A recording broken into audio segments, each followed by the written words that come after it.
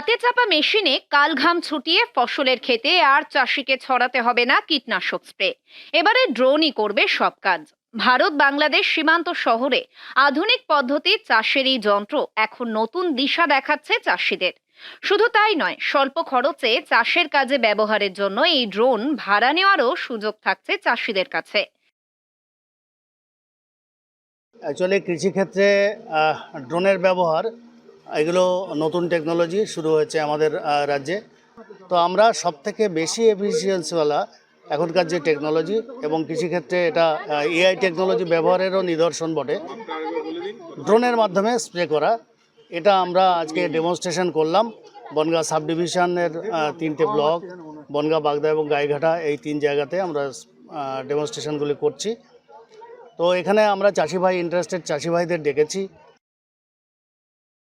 আর এই সুবিধার পথ দেখিয়ে পশ্চিমবঙ্গ সরকারের কৃষি বিভাগ সীমান্ত এলাকার চাষিদের বিশেষ সুবিধা করে দিয়েছে বলেই মত কৃষকদের।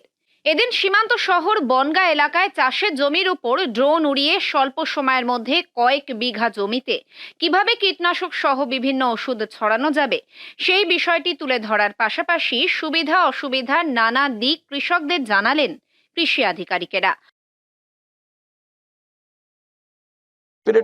স্প্রেটা যে বিষটা মানুষকে আমাদের দিতে হয়, ধরেন এক বিঘে জমিতে 60 লিটার জল লাগে। সেখানে ওনারা যেটা বললেন, অল্প জলে অল্প সময়ে 2 ঘন্টা সময় লাগে এক বিঘে জমি স্প্রে করতে। সেখানে যদি অল্প সময়ের ভিতরে কাজটা কভার করা যায় তাহলে এর উপকার। সময়ের ব্যাপার আছে, সময়টাও কম লাগছে, খরচটাও কম।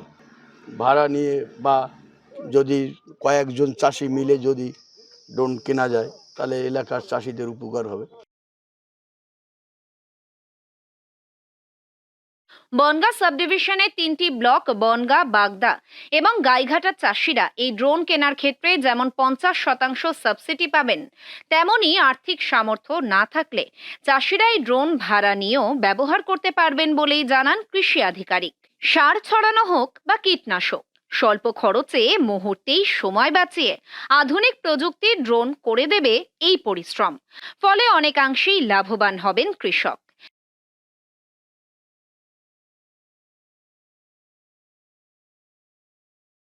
এদিন চাষের কাজে এই আধুনিক পদ্ধতি প্রয়োগের প্রশিক্ষণ পেয়ে উপকৃত সীমান্ত এলাকার চাষিরাও। উত্তর 24 পরগনা থেকে রুদ্রনারায়ণ রায়ের রিপোর্ট, লোকাল 18 বাংলা।